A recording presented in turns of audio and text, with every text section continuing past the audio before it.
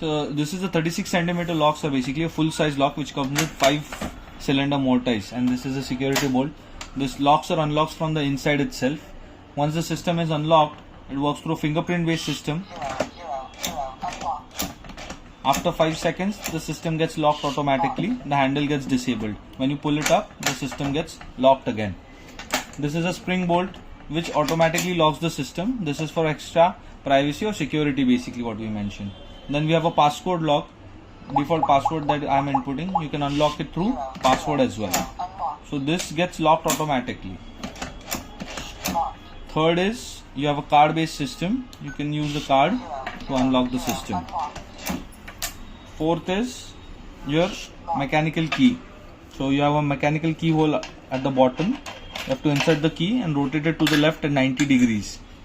You can use the lock to unlock. When it's locked, the handle is disabled. From the inside, it's basically, this is the battery case, reset button. It's inside here. This is the lock and unlock from the inside handle. This is the privacy lock.